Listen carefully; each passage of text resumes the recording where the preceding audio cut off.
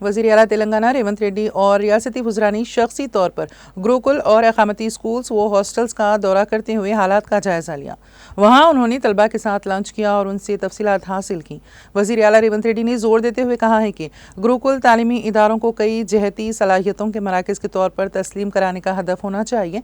उन्होंने रंगारेड्डी ज़िले के चेलकूर में गुरुकुल स्कूल का दौरा किया और वहाँ गुरुकुल इदारों और फलाही हॉस्टल में कॉमन डाइट मुश्तरका खुराक के निज़ाम का इफ्तिताह किया। उन्होंने कहा कि BC, SC, ST और अक़लियती गुरुकुल इदारों और हॉस्टल्स में एक जैसा मेन्यू नाफिज किया जा रहा है। रियासती हुकूमत ने डाइट चार्जेस में इजाफे के मुताबिक नया मेन्यू तैयार किया है। इस मौके पर मुनक़िदा तक़रीब से खिताब करते हुए वज़ीर आला ने कहा कि गुरुकुल इदारों का निज़ाम PV नरसिम्हा राव के दौर में शुरू किया गया था। उन्होंने हालिया दिनों में डाइट चार्जेस में इजाफे का जिक्र करते हुए कहा कि हमने गुरुकुल इदारों की बका के लिए इस प्रोग्राम को काफ़ी अहमियत दी है। इन इदारों के तलबा की सलाहियतों को निखारने के लिए किए जाने वाले इक़दामात मौसीर हैं।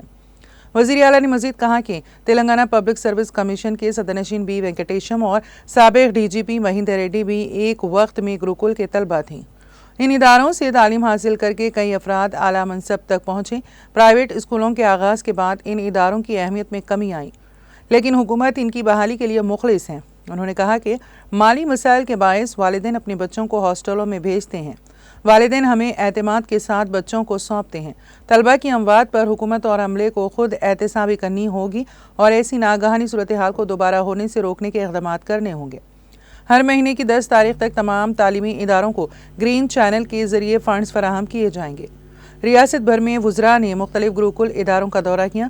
खम्मम ज़िले के बोंकल स्कूलों में कॉमन डाइट मेन्यू का इफ्तिताह नायब वज़ीर आला भट्टी विक्रमार्का ने किया। वज़ीर पूनम प्रभाकर ने शेखपेट गुरुकुल स्कूल का दौरा किया और क्लास रूम्स में डिजिटल बोर्ड के काम का जायज़ा लिया।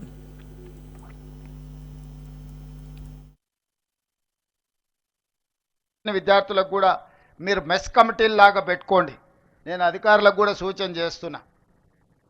ఇదే విద్యార్థులను ఒక మెస్ కమిటీగా పెడితే వండే కాడి నుంచి వడ్డించే వరకు ఈ పిల్లలే స్వయంగా పర్యవేక్షించిండ్రు అనుకో, వాళ్ళ కోసం వండే వంట నాణ్యత ఉందా లేదా, వాళ్ళ కోసం వడ్డించే భోజనం నాణ్యత ఉందా లేదా అనేది పరిశీలించుకునే అవకాశం వాళ్ళకే ఇస్తే వాళ్ళు మానిటరింగ్ చేసుకుంటారు.